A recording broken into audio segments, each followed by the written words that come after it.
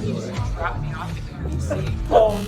And it was before Lyft and stuff. It was his first week of work at UB. So, and I'm wandering around. I'm like, hello, I'm Jay. So Professor Somin is here. Him and Jake will be in any minute to get started with the event. Before we get started, we do just want to let you know the event is being recorded, so we can go back and watch later. So hopefully you feel comfortable with that, and if you don't, it's really focused on the podium and up here. But there's a Q&A portion, so just a heads up. And I'm just want to welcome everyone, say thank you for coming out tonight to our Federalism in a Trumpian Era event. So obviously this is the mission of our organization. We're trying to create open dialogue, having events like this, and hosting speakers just across the political spectrum for the law school.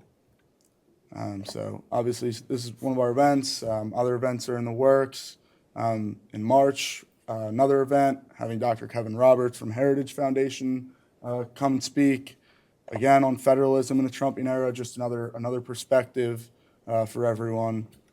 We've extended invites to members of the transition team, so hopefully either later this semester or more likely next semester, having more interesting speakers for everyone.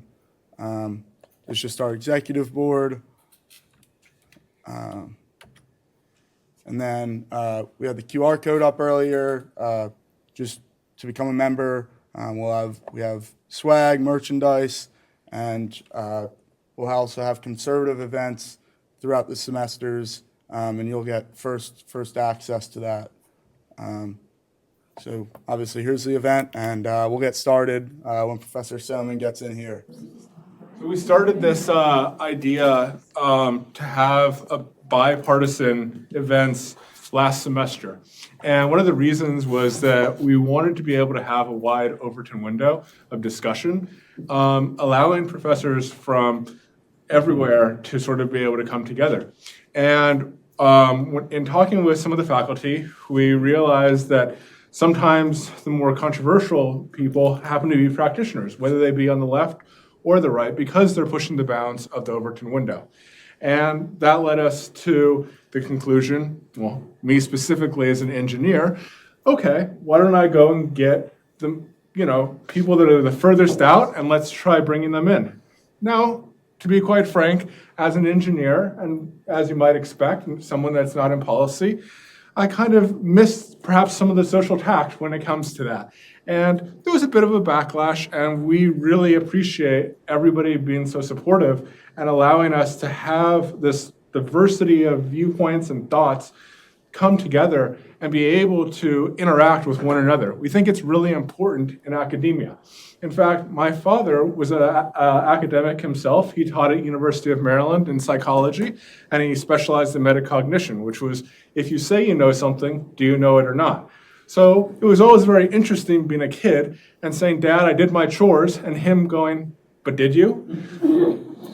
Anyways, we're really glad to be able to have you all here, and we're really glad tonight to be able to showcase the libertarian as well as the more liberal perspectives.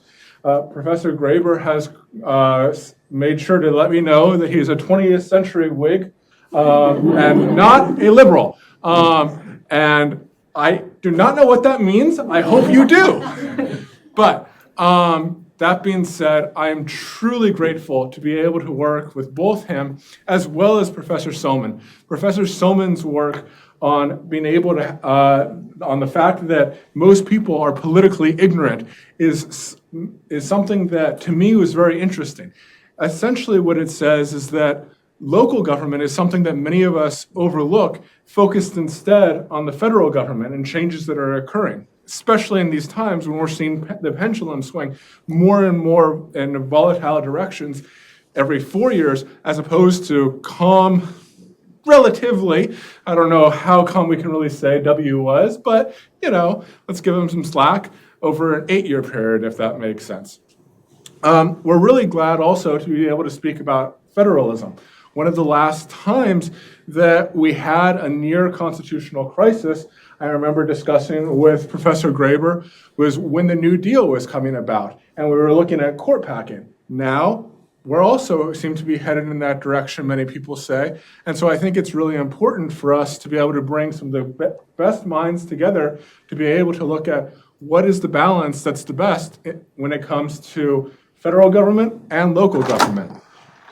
Speaking of the devil, I'm glad that I can now go ahead and stop rambling on and actually have some gentlemen that actually know what they're talking about speak. Professor Somin and Professor Graber. Thank you very, very much for waiting. Either that or Chick-fil-A is just the new gourmet. But very honored to share the floor with Professor Somin, who is one of the most distinguished scholars and academic libertarians in the country. I think particularly worth listening to because it's interesting. You said bipartisan, and Ilya's not bipartisan. He's not partisan. Ilya is a committed libertarian. When the balance of liberty favors, as it sometimes does, interests reflected by the Democratic Party, Ilya is right there. When it reflects interests reflected by the Republican Party, Ilya is right there too. And which is good because you're going to learn what a Whig is.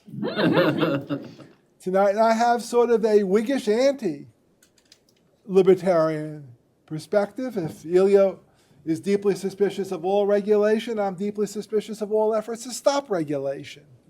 And we'll go through it. But first, our topic, federalism. What is it? And I'll suggest what it is that subunits in a regime are semi-sovereign. That is to say, as some of you may have learned in your con law, there's something called the police power. That is the right of a government to regulate for the public good. But in a federal regime, the national government does not have 100% of the police power. There are some things the national government cannot do.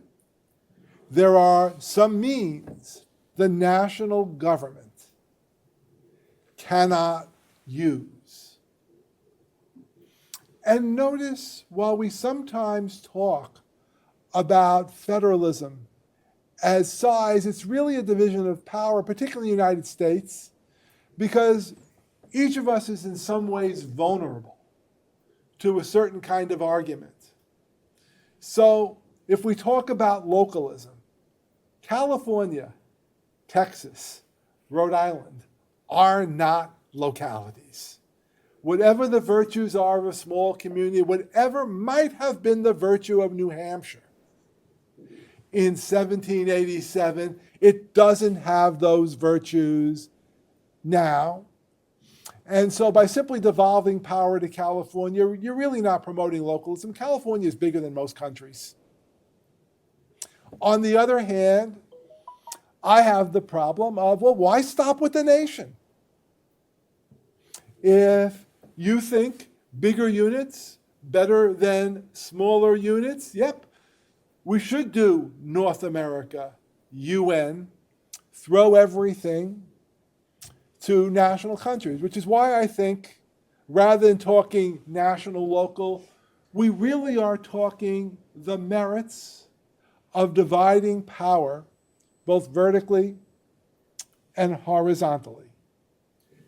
Now, what I'm going to do, I said, is tell you what a Whig is, give you a Whig perspective on why Whigs don't like dividing power with states, and explain why I think actually this is our Constitution. Well, what's a Whig? A Whig is a tradition. We start, I would argue, with the Federalist. We run to Daniel Webster and the Whig Party, to progressives in the early 20th century, I would argue to the New Deal.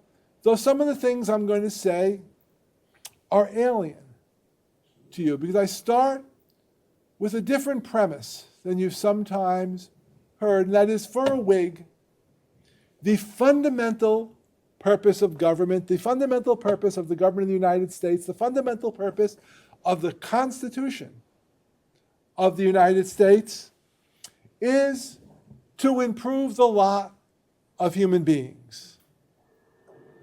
It is not, as some libertarians might want to say, fundamentally to protect rights, so you protect rights along the way, but fundamentally government is an instrument of human flourishing. So my 19th century Whigs, they like things like Route 40, the National Road. One of the biggest controversies in the United States was, could the government build a road essentially from Washington, D.C. to Illinois, the far west? We loved it. We love national health programs. We like education. Whigs are the founders of public education in the United States. Now notice, people don't have a right to public law schools, but when we say public law schools improve human flourishing, Whigs like them. Now, Whigs don't simply like everything you think are in the good world. Whigs are also the people who bought you prohibition and everything beyond that. And it's probably true that I am the member of the faculty most sympathetic to prohibition as a Whiggish thing. Now, you don't have to like it, but a Whig will never talk in terms of, is there a right to drink? We will say, well, what is the relationship between drinking and human flourishing? What happens when you try to implement bans on drinking? Does that promote human flourishing? It's rather remarkable here. There is a thinker at Harvard called Adrian Vermeulen, who's written a very controversial book on common good constitutionalism. Now, Vermeulen is a Catholic integralist, and if he had ever bothered to get into the details of the book, we would have disagreed strongly. But in fact, the book was decided to create a big overall picture of just how wonderful it is to have a national government that's there to serve the public good. And I'm with this Catholic integralist all the way. We will disagree strongly about whether bans on abortion, whether bans on transgendered persons serve the public good. But we think in the same way, and that is the tradition we come from. And notice what I've wanted to do by identifying myself with a Catholic integralist is in some sense upset that this is going to be a program where you're going to hear from the Democrat and you're going to hear from the Republicans. You're going to hear from people with very different orientations to government. So, what do Whigs think about federalism? And in some ways, it's fairly obvious. Because for a Whig, if you believe the function of government is to promote human flourishing, your number one goal is effective government. Now, everyone wants some checks, and so Whigs probably think, yeah, bicameral legislature, good idea. But Whigs want to minimize the checks. We want to minimize the number of people who can throw logs on the ground. And notice this can cut in different ways. So right now, most progressives are really big on federalism in particular, right? Isn't it great New York can prevent the Trump immigration policy? But of course, the same right New York has to prevent the Trump immigration policy is the right Texas had to prevent the Obama immigration policy. For Whigs, we understand both ways, but we basically see government as a force for good most of the time. We think Trump is more the exception rather than the rule. And so we're willing to make rules that allow bad people to do bad things because we think it also allows good people to do good things more effectively. So we want, first, in general, we don't want a lot of checks. Federalism is a check. We are inclined to think national problems need national solutions. We're inclined to think with things like health care, it will turn out if you have 50, 100 healthcare systems, they will clash. Yes, it may turn out that the Connecticut system is really good, but we think overall more people will get more better healthcare if in fact things are operated nationally. We think the barriers to flourishing in our world cross state lines, if not they even cross international lines.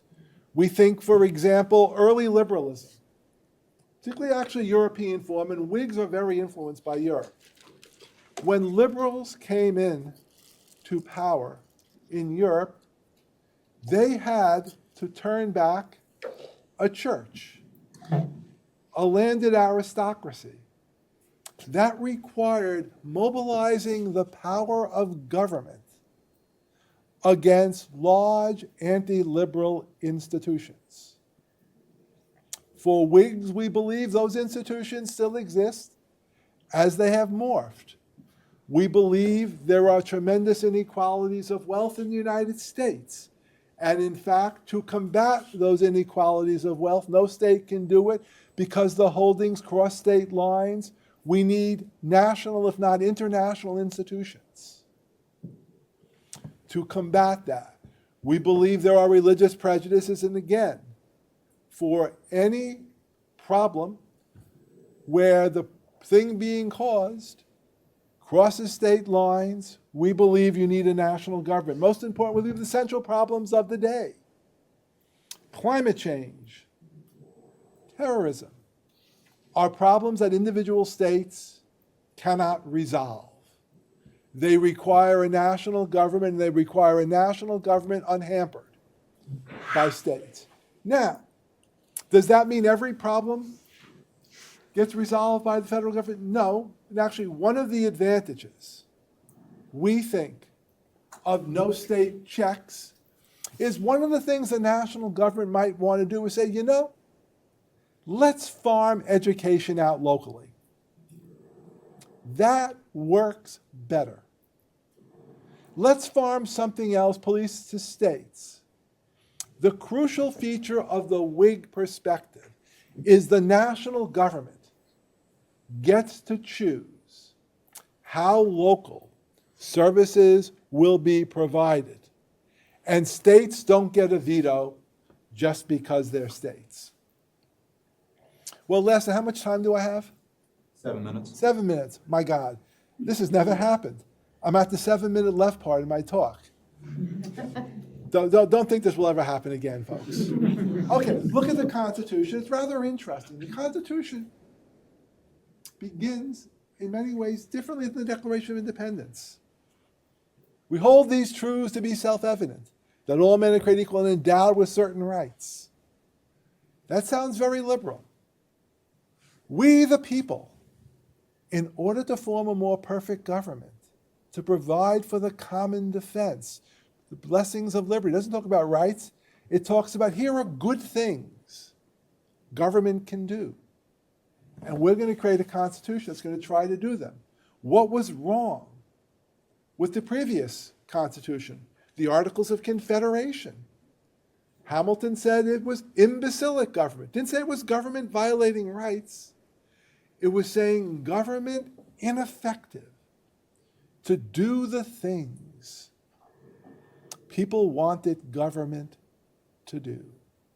And so what I think is the most important sentence in the Federalist Papers, Alexander Hamilton says, do not judge the national government by the nature of its powers. Judge it by its structure. Are we electing the right people to the national government? Does the national government have the right internal checks? because there are things we want the national government to do, and we want to do it effectively. And we have an electoral system that guarantees if the people think states can do it better, people can vote for national officials who will say states can do it better. And those national officials exist as a line, well, national officials will always support the nation. Look at how much money states are getting from the federal government. Oh, that's not a, okay, I thought it was a question. Yeah. So, we then move to the second constitution. Notice the expression. What do we call the period right after Civil War? Reconstruction. If we look at the debates, Republicans responsible for Reconstruction did not put power in courts and say, here are lines, here are rights, protect people's rights, make sure the national government doesn't overreach, make sure the states don't overreach. The crucial provision of each of the Civil War amendments is Congress shall have the power to enforce these articles. And Congress was not simply protecting rights as we knew them. Congress was building schools. Congress was building hospitals. Congress was promoting human flourishing in the former Confederate states. And by the way, Congress was not simply promoting human flourishing for newly freed African Americans. These programs were for all people. They're very, very clear. Whites destitute after the Civil War got their food, got their clothing, got their education from the Freedmen's Bureau. And so this is the Whig worldview. Somewhere along the line, in the late 19th century, excuse my tears, the 14th Amendment became a more classical liberal document. There are rights.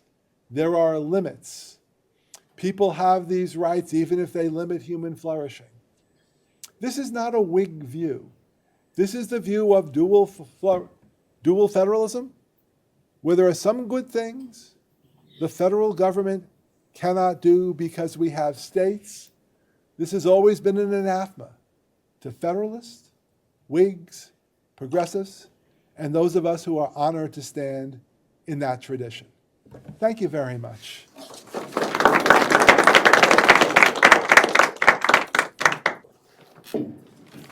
So first, I want to apologize for keeping you waiting. I won't recount all the adventures that I had in getting from Virginia to here during rush hour, but I admit it was mostly my fault because I underestimated the challenge, and I apologize, and I appreciate all of your waiting, including Mark Graber, who is one of our leading constitutional law scholars and certainly has better things to do with his time than sit around and waiting for me.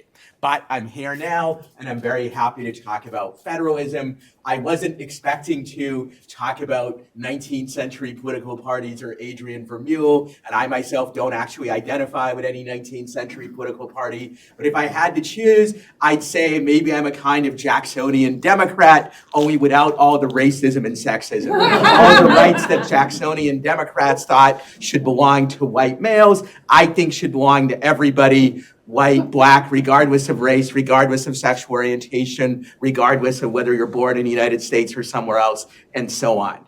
So there should be strict limitation on government power, strong protections for a wide range of individual rights, but they should be available to everybody, not just to white men, not just to straight people, and so on. Adrian Vermeule perhaps is also relevant. What he believes on almost every issue, I believe the opposite. I think he's a great bellwether of almost every view that's wrong on any important issue that faces the world today.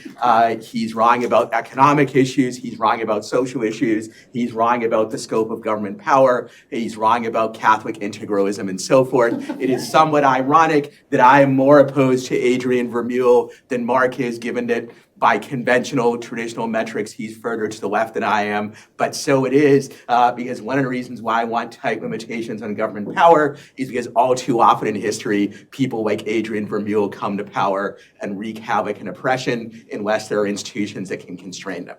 So on to the more specific topic of federalism that I'm supposed to be talking about, I'll start out by talking about some important advantages of federalism, which I define similarly to Mark as structural limitations on the powers of the federal government, thereby leaving some scope of authority to state governments and in some cases local governments as well. I'll talk about some standard objections to these kind of tight limitations, some of which actually Mark already mentioned. And finally, this being a law school, I'll talk briefly about the role of judicial review and how judicial review can and should maintain our federalist structure.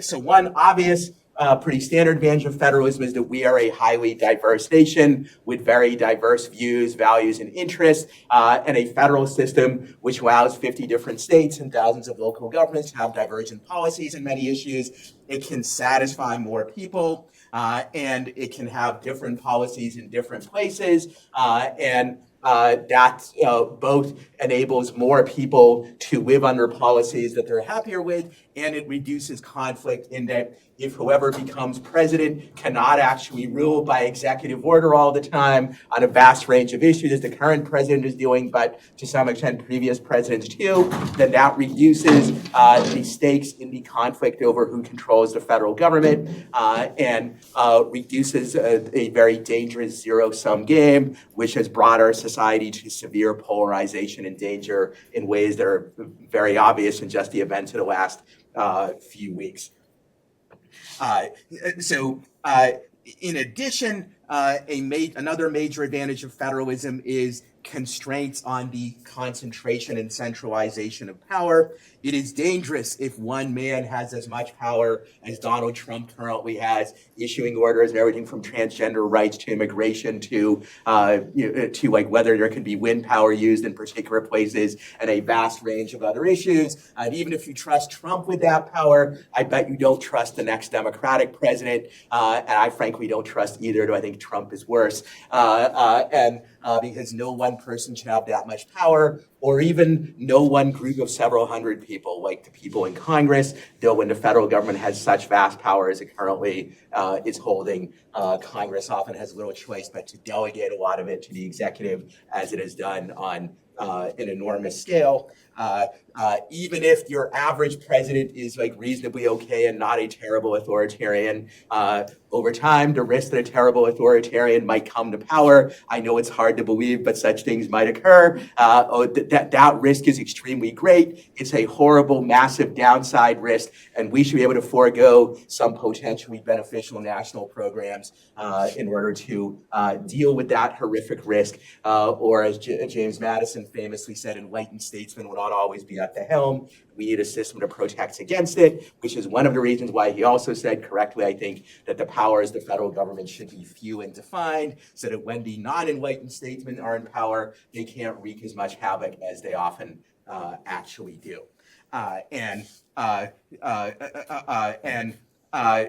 It is also obviously minimizes the scope of injustice that can occur in that an unjust, horrible policy adopted by a state, by its nature, affects fewer people than an unjust policy that controls the whole nation. And as I'm about to discuss, if it's in a particular state or even a group of states, people can vote with their feet against it.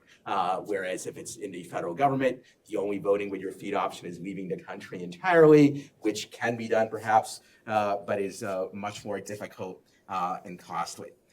A further advantage, standard advantage of federalism is the possibility of innovation. Different states can have different policies. I'm not going to call them laboratories of democracy. That's actually a bad metaphor because, among other things, there aren't really controlled experiments. Nonetheless, there is a history of states innovating particular policies and other states imitating them if the policies have good effect. Moreover, if we incentivize states to compete with each other for people and for businesses, that gives them incentives to adopt good policies and reduce bad ones. And limiting federal power is crucial to that because one of the main mechanisms of competition is if states have to raise their tax revenue themselves, that gives them incentives to attract more people who will be the taxpayers and to adopt policies to promote, yes, human flourishing and human welfare and so forth, and avoid policies that do not do that. And that brings me to the topic of much of my own federalism-related work, which is the issue of voting with your feet, which is simply people choosing where to live based on the government policies, their taxation, education, crime control, environmental issues, and so forth. And there are two major advantages of voting with your feet over traditional ballot box voting, particularly when ballot box voting at the federal level. One big advantage of foot voting, as I call it, is that it's actually a choice that's decisive, that has a high impact chance of changing the policies you're going to live under. When you vote at the ballot box, we might think of that as, oh, this is how we choose the policies we want to live under, but the chance that your vote in an American presidential election will make a decisive difference is about 1 in 60 million. If you live in a swing state, it's a bit higher. If you live in an extreme red or blue state, it's even lower than that. But even in the best circumstance, in a swing state, it might be 1 in 1 million or something like that. That's still not much of a choice. We would not say you have meaningful religious freedom if you have only a 1 in 1 million chance of determining what faith you want to practice. And similarly, I say you don't really have much in the way of meaningful political freedom if the choice that you make has only a 1 in 1 million or a 1 in 60 million chance of making a difference. By contrast, when you vote with your feet, if you're able to do so, that is a high likelihood of making a decisive difference. And for that very reason, you also have a much better incentive to make an informed choice. One of my other books, Democracy and Political Ignorance, is all about the problem of voter ignorance and how the data shows the voters know very little about what's going on in politics. That's not because the information isn't available. There's tons of information out there. You can easily find it on the internet and elsewhere. It's easier to find than ever, but for most voters, it's just not rational to spend more than minimal time seeking out that information. Why? Because if your only incentive to become a better voter or become a more informed voter is to be a better voter, make a better decision at the ballot box, that turns out not to be much of an incentive at all. It's only a 1 in 60 million chance, perhaps it'll make a difference. So the data shows most voters, in fact, learn very little about the issues that they're voting on. The majority can't even name the 3 branches of government and other basic aspects of the structure of government. And voter ignorance was actually on full display in the election that we just had, where the decisive issue was people were angry about price increases. That's what all the survey data showed, that was what tipped the election. And they took that position, even though if you look at Trump's agenda, Economics 101 suggests that it will increase prices, tariffs increase prices, mass deportations, apart from the other evils that they cause, they increase prices. And I can go on, because a whole range of other policies are likely to increase prices as well. Key swing voters didn't know that because they don't know Econ 101, and therefore they don't understand what increases prices and what doesn't. They also, I think, do a poor job of weighing things like price increases, which are a genuine problem, against other more serious problems, even such as threats to the basic structure of our democratic system. And I'm not suggesting, voter ignorance always helps the Republicans against the Democrats. Both parties actually exploit it in various ways. Barack Obama certainly did, like when he told us that if you like your healthcare plan, you can keep it. He knew he was lying about that, but the lie was effective because most voters did not realize how the Affordable Care Act was actually structured.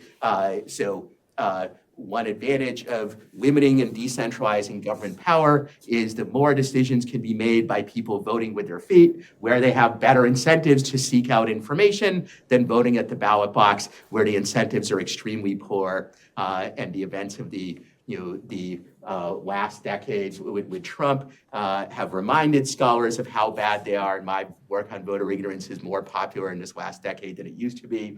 It used to be when I first started writing about this 25 years ago, people would say, this isn't much of a problem. Voters can use information shortcuts. They're better informed than you think, or at least they act like it. Now, people often still disagree with my proposed solutions to the problem of political ignorance, but I see much less disagreement with the very notion that it's a serious problem to begin with. You might say the topic has been made great again compared to what it was when I was young. Decentralization of power to the state level and the local level can enable more people to vote with their feet on a wider range of issues. There are various standard objections to federalism and foot voting. One, obviously, is that there are high moving costs for some people. I've written about this issue in some of my work. We can reduce those moving costs by decentralizing power further to local governments and also often to the private sector. And in addition, many of our big moving costs today are the result of policies like exclusionary zoning, which make it difficult or impossible to build new housing in response to demand. We can address that by stronger enforcement of individual rights. Here, property rights. In a recent Texas Law Review article, Josh Braver of the University of Wisconsin, I explained how most exclusionary zoning violates the takings clause of the Fifth Amendment. Braver is a progressive, perhaps a different kind of progressive than the Whiggish Mark Graber, but he is a progressive. I'm libertarian, but he and I can agree on that point, and I hope maybe more people can. And we can also break down other barriers to mobility, like restrictive licensing laws and others, many of which also violate individual rights provisions of the Constitution.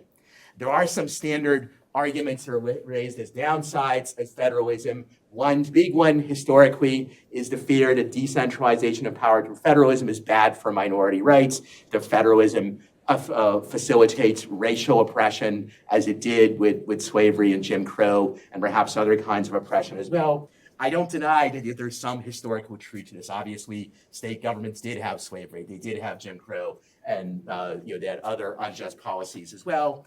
On the other hand, if you look historically, the federal government also had long periods when it was pretty oppressive, and there are long periods when if we had had a unitary policy, things would actually have been worse than they were under federalism.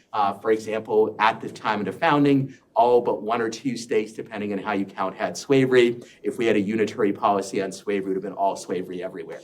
And you can think of other examples like this in history. I go through these issues in some of my work on this. So, and I also would note that historically, minorities, the oppressed, the poor have been the biggest beneficiaries of opportunities to vote with their feet. Obviously, blacks leaving the Jim Crow South in the Great Migration, gays and lesbians moving to more tolerant areas in more recent times. Today, I know transgender people who seek to live in areas, where transgender people are more are treated better and more tolerated. If we had a unitary national policy on transgender issues, I'm not convinced right now that the result would be a greater level of tolerance for transgender people than leaving that set of issues to states.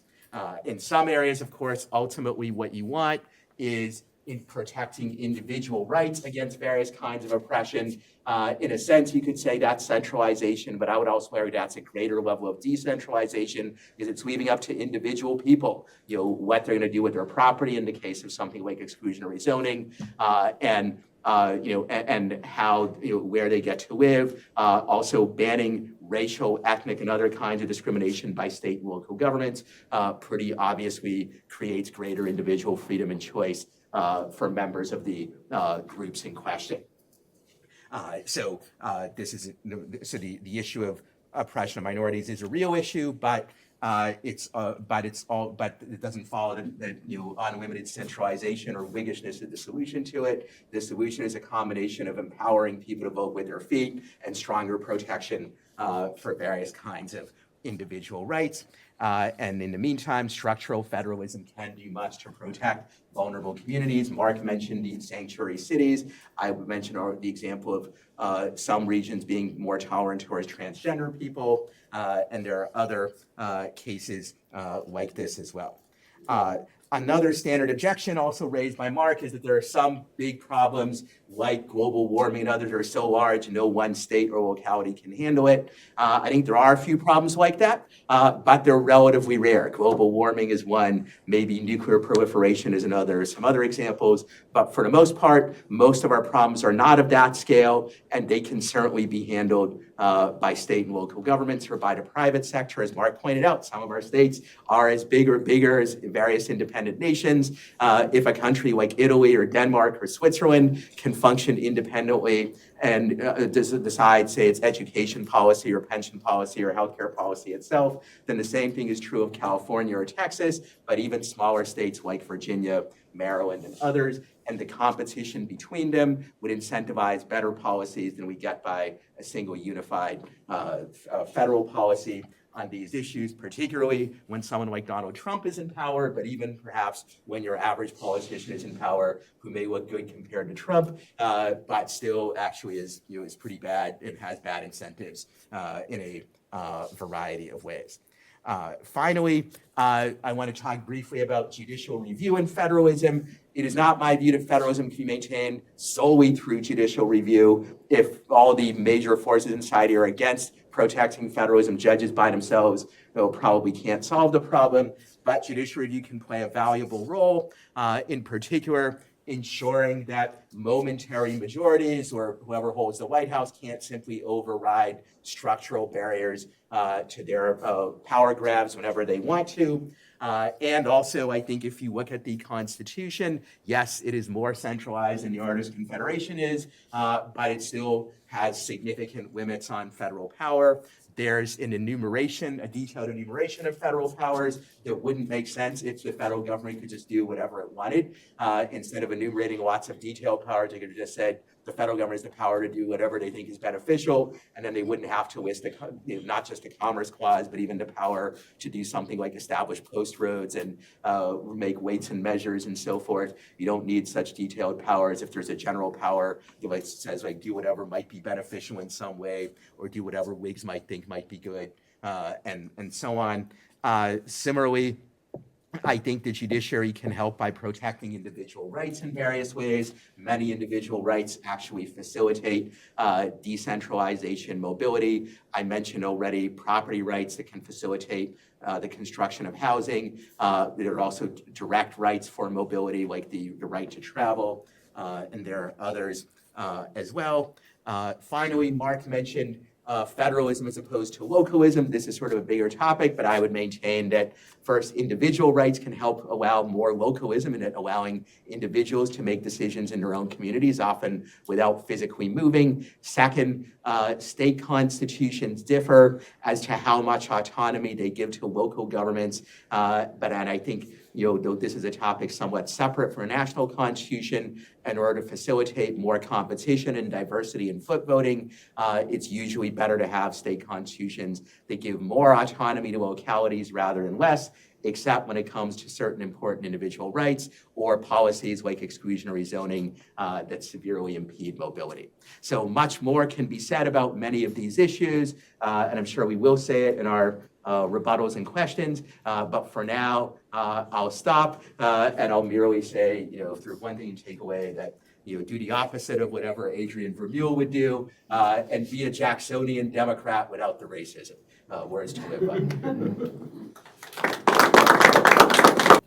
Interesting. Small comment and then two or three very brief ones. The small comment is actually, you started out with one person power. Jacksonians love presidents. Whigs love legislatures. This is also part of the tradition. I don't disagree with about 85% of what Ilya said, because notice one of the things I said is that there's nothing preventing the national government from saying, local institutions, state institutions, county institutions, international institutions, do this better. What I was arguing is there shouldn't be a prefix rule that even if you think the national government would do it better, you're stuck. With respect to race, let me suggest, 1940, better to live in New York if you're African American than South Carolina. But given the nature and the tentacles of American racism, this is something, same was true of anti-Semitism in Europe, could not be resolved by states. It required the national government, troops, amazing resources from the Civil Rights Act of 1964. It required a national solution saying, guess what? Your state can't be the haven for white supremacists. It's an interesting form of foot voting going on in the United States right now. Little known fact, more abortions being performed today than at the time of Dobbs. Because it turns out one of the wonderful features for people like us who are going to be affluent is a lot of times you can get the good thing in the other state. Because if you only need it once or twice, or even, Mississippi's got a lousy university, send your kids to the University of Maryland. So it's one of the potential problems is foot voting takes place all the time, but affluent people foot vote because they can escape things in their state. They can pay lower taxes and get the benefits of lower taxes without paying the costs. So, in one sense, climate change, it's rare, except for it's going to kill all of us. And so the mere fact that there are 10 things on the list and climate change is only one of them, if federalism is an impediment to something that's going to kill all of us, maybe this one takes priority. And I think all of us, this is like a rare moment. You've had academics not use up all their time. This may never happen again.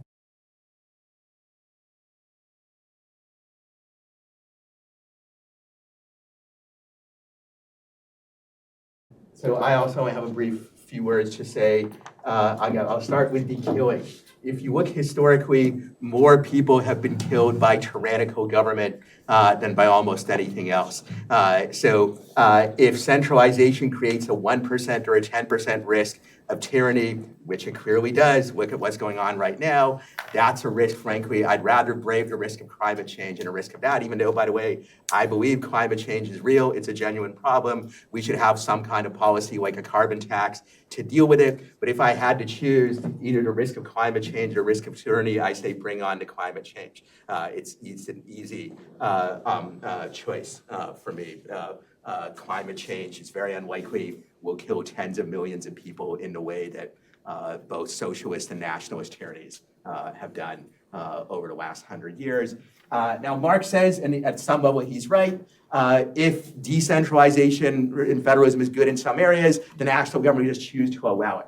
But there's two problems, actually more than two, but I only have time to name two. One is because of voter ignorance and other dynamics, it might fail to do so. Moreover, in order for a system of competition and choice to work well, there have to be stable expectations. Like we have to know that the autonomy the local or state autonomy that we're counting on now to provide us with the policies that we want will still be there tomorrow. Otherwise, people won't invest in those policies, they won't move between places and so forth. And federalism provides us those guarantees, just as individual rights guarantees in the Constitution provide guarantees that individual rights will continue and won't shift at the next election or at the whim of who's ever in the White House. Marx says, in common with a lot of people, that foot voting works better for the affluent. The exact opposite is actually true historically. Poor people, like my parents and I when we left the Soviet Union, are historically more likely to vote with their feet than the affluent for two reasons. They have more to gain, and also they're less likely to own valuable immobile assets that can't be moved, like property and land. And as I mentioned in my initial presentation, there are things we can do to make foot voting cheaper and easier, like decentralizing government to lower levels, abolishing exclusionary zoning, and leaving more issues to the private sector where you can vote with your feet without physically moving. Finally, it's true. A flaw of the Jacksonian Democrats was that they liked Jackson too much and wanted him to have too much power. Then, as now, people were often hypocritical about presidential power. So when the guy they liked was in the White House, they said he should have a lot of power. If it was somebody they didn't like, they would denounce him as King Andrew, which is what the Whigs called Jackson. So there was a certain amount of hypocrisy on that score. And so on that I conclude, and I think we're going to take your questions. Is that right? Yes, we're going to.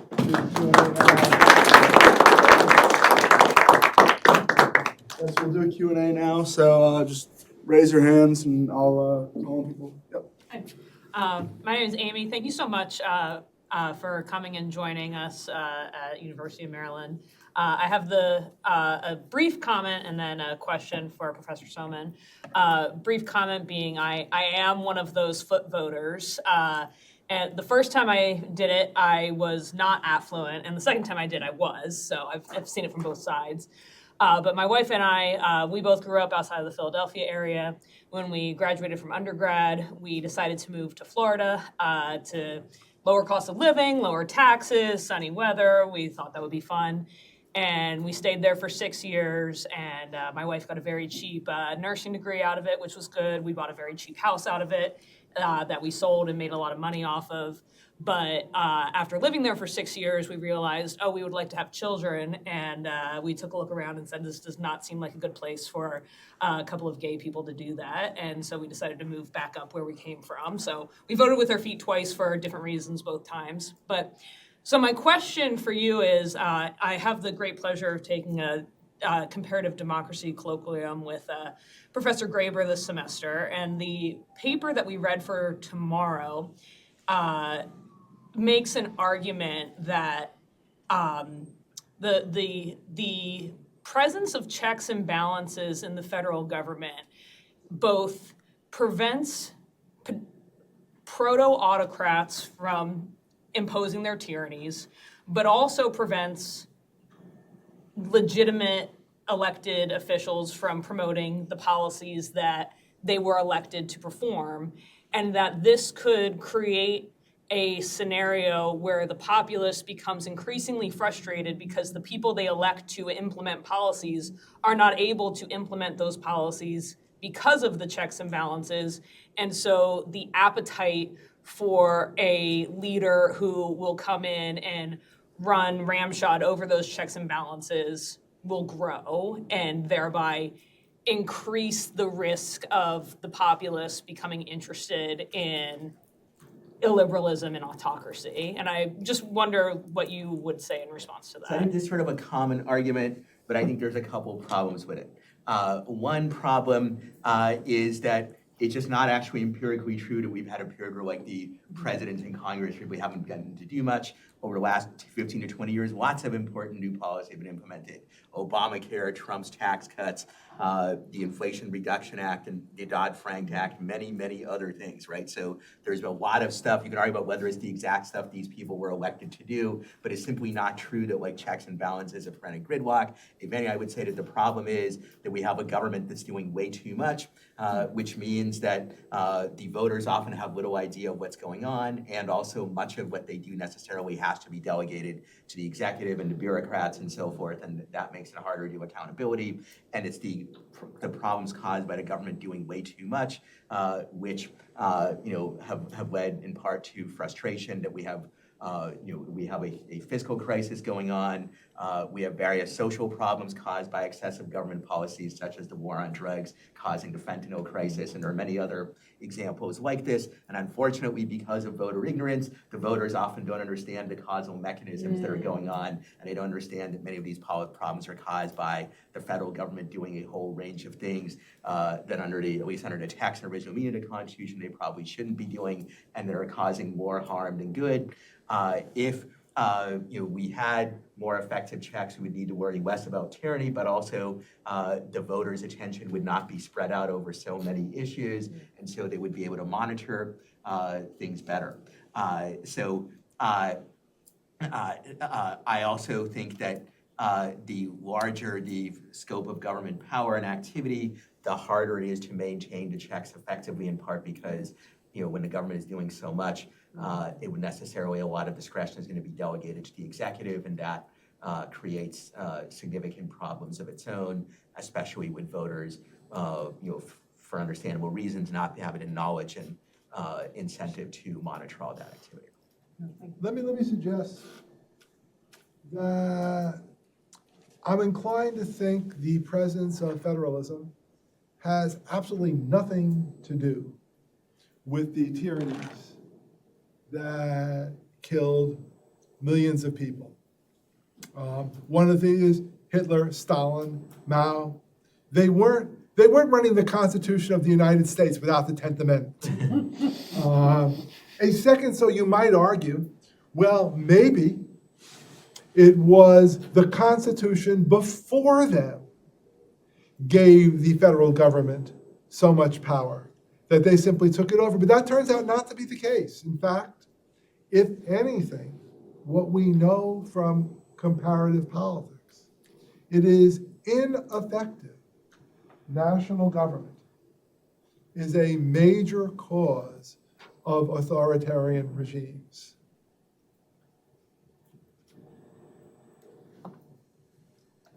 Yes, my question's also for you, Professor Somin, because I have access to Professor Murphy.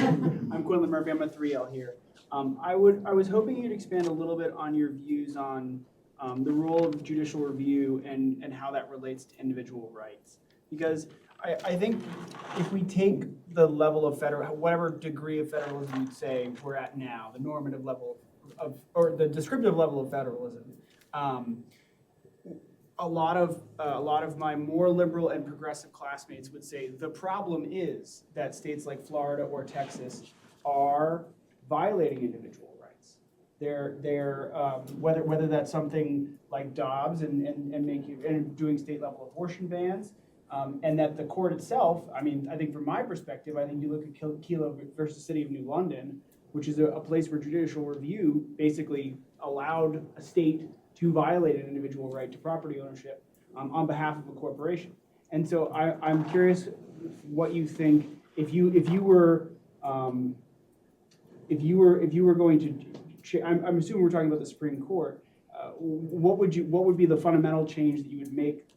And do you think that the current level of federalism is problematic for actually protecting the rights that are currently in the Bill of Rights in the Constitution?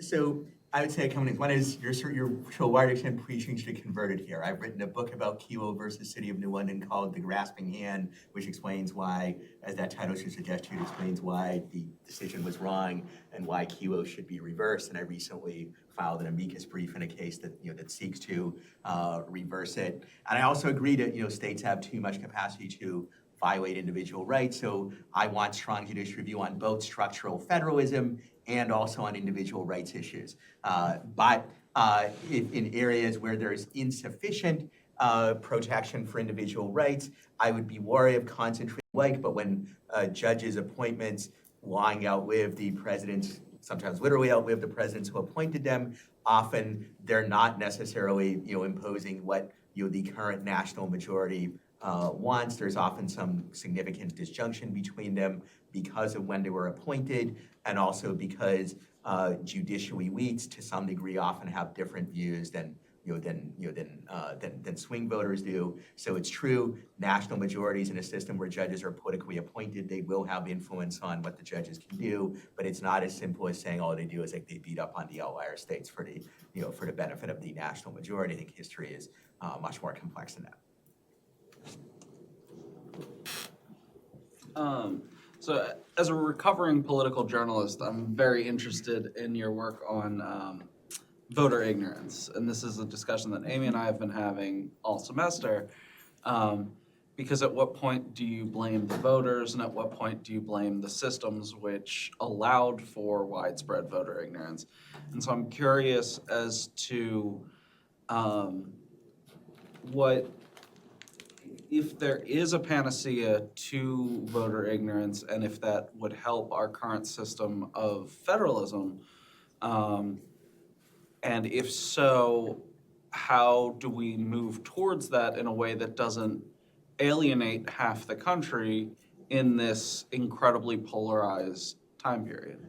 So both in my book, Democracy and Political Ignorance, and a more recent article that I published a year or two ago called Top Down and Bottom Up Solutions to the Problem of Political Ignorance, I go through various solutions. I won't try to recapitulate all that here because we could talk all night, but I will say I'm not optimistic that there's a solution in the sense of increasing voters' knowledge dramatically, because the problem is not that information isn't available, but the poor incentives that I mentioned earlier, the incentives of rational ignorance, and also incentives to be biased in the evaluation of information, what economist Brian Kaplan calls rational rationality. I do think the solution, there are two solutions that I think deserve attention. One is limiting and decentralizing government power so you can make more decisions by voting with their feet. And what I would want to see is sort of a political movement that moves towards that, but I admit I'm not an expert on short-term political strategy. I do think, however, there are historical examples of movements of that kind that have some success. The second thing that I think deserves some attention, which is simpler, is simply like paying voters to learn more about politics, like set up something which might be called like a voter achievement test, and if you score high enough on it, a charitable foundation or will pay you $500 or $1,000 or whatnot, and there will be problems with that issue, like there will be problems with sort of what questions should be on the test, what are the right answers and so forth, but I don't think those problems are insuperable, and I think this is a sort of simple possible approach that could help, and I've written about it several times, but so far I haven't been able to persuade anybody that it's worth seriously considering, and certainly not anybody who has the resources necessary to do it. But if one of you is a multi-millionaire or has your own foundation, this is something you might consider, because this would be a relatively cheap and easy way to actually increase voter knowledge. It's interesting. Just as a brief difference, your solution is instinct, pay voters. My instinct is fund community colleges. It's a Whig Jacksonian division. Yes. So, but the data showed that over the last 60 years, the average educational attainment of Americans, defined as the number of years of education average person has gone up to by 2 or 3 or 4 years. That voter knowledge levels, on the other hand, are pretty flat over that time. So there may be other reasons to fund community colleges. They may do good in other ways. That's another issue we could talk about, but it's not clear that they increase voter knowledge. I guess this question is mostly for Professor Somin. I actually had sort of a reverse worry of not necessarily voters having political ignorance, though of course that's also a worry, but rather more of a manufactured consent kind of worry, where instead of voters lacking information, it's instead the information that voters have access to is controlled by large conglomerate corporations. And I feel like throughout this discussion, I mean, of course, it's premised on federalism, but one of the biggest things that I think probably the founding fathers may not have thought to correct or think about is, well, what happens when our government is not so much controlled anymore by just specifically the actors that are working in the both federal and state governments, but what happens when there's now power allocated to people with specifically lots of financial resources and can own these large corporations and can influence people's actions through those kinds of means instead. So I know there was a lot in there, but I guess is there any kind of solution you would see to that sort of problem as opposed to just voter ignorance? I think that's an incorrect analysis of the problem, not necessarily blaming you, because there are obviously various thinkers who think that. Like, it is simply not the case that there's a small group of corporations that control the flow of information. If anything, there is less centralized control of the flow of information now than there was 50 or 60 years ago, when most people, there was only the 3 big TV networks. In any given area, there might be 1 or 2 big daily newspapers that you can turn to.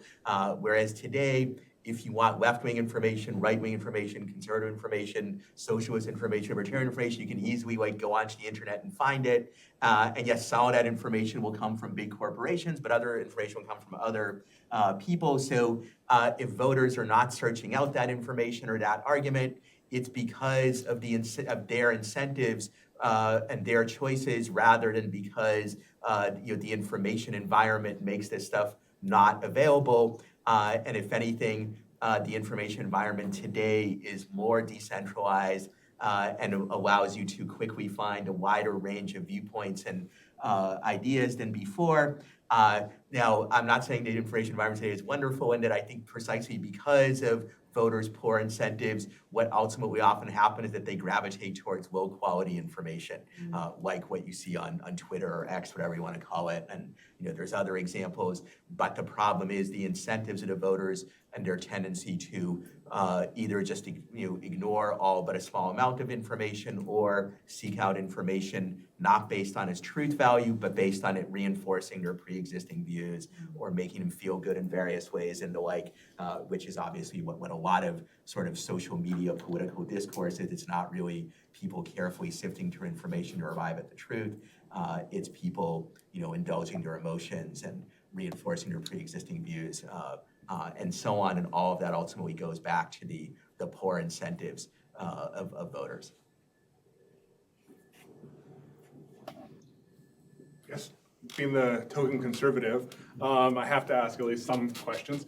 So I agree 100% that Trump was elected based upon price, but many pollsters say that the most influential commercial was the commercial, she's for they, them, he's for you. How would you rectify that? And if foot voters are the ones that are sort of the most politically non-ignorant, right, the most informed, how do we rectify the fact that there was a mass exodus of a lot of blue states towards more red states preceding the election? Was that purely economically driven? That's sort of two different kind of issues. On that ad, the studies that say it's the most influential do not say that that's what actually turned the election. It's rather when you have focus groups, when you showed them that ad compared to other ads, that ad was more effective than some of the others. And I think, but when you actually ask people sort of what was the big issue in the election, only a small proportion chose transgender or pronouns or the like. Prices and the economy was by far the biggest issue, as indeed it is in most elections.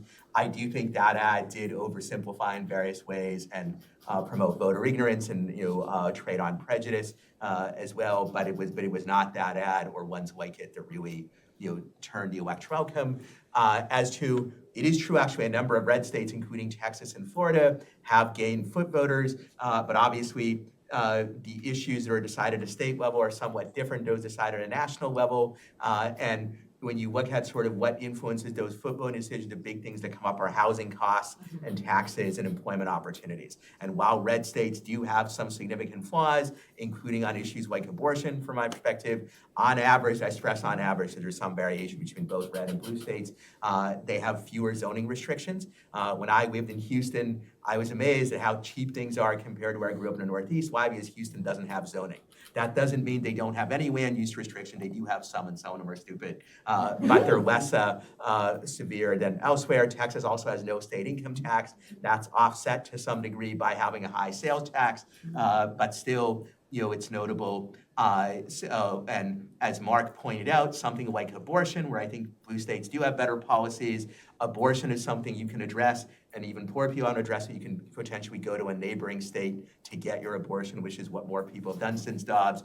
I don't like that. I would prefer abortion were just available everywhere, but something you could take a trip out of state to get, you might need only once or twice in your life, is less of an incentive for permanent migration to something like housing costs, taxation, or employment opportunities. So I think what we have is a situation where the National Republican Party has horrific policies that trade on voter ignorance. State Republican parties do that to some extent too, but they also have some relatively better policies in certain issues, which foot voters pay particular attention to. And when people vote with their feet, they do a better job overall of sort of weighing different policies against each other than when people vote at the ballot box. And finally, obviously, I do stress, I don't want to generalize too much about blue states versus red states because there is some internal variation among them. And there certainly are some red states like West Virginia, which lose people on net. And there's other examples like that. And there's some relatively blue states which do somewhat better. But to the extent that there's a general pattern, things like housing costs and taxes and employment opportunities are the big factors on that. And even though there is some evidence that anti-abortion policies and anti-transgender policies have caused some out-migration from red states. And the Los Angeles Times did an article about this just a couple weeks ago. It has so far not risen to the level of the reverse kinds of pressures because for most people, housing, job opportunities, and taxes are more significant than abortion as a determinant of where you want to live. Thank you. I already asked one, so if someone else is going. All right, so I'm not nearly as smart as any of these students in here. It's been a long time since I've been in law school. So apologies in advance if my question mixes concepts. But you talk about libertarian view and your Wiggian view of federal government versus state government regulations.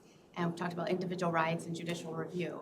But getting even more granular, the Privileges and Immunities Clause.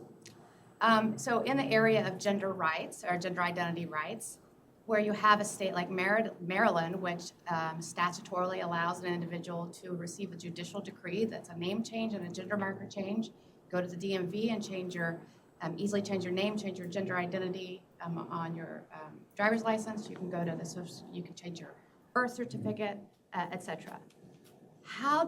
What is the libertarian view versus the Wiggian view of how you square the confusion that's created with, yes, you can vote with your feet to be in a place that is perhaps has more transgender-friendly rights, and I understand that you're not necessarily going to feel tolerance in other places, but how you stuck there? You can't ever go anywhere else if other states are not going to recognize. What does this do to driver's licenses and passports and other vital records? It seems to me that it would create a major logjam in the way that our states recognize rights of each other.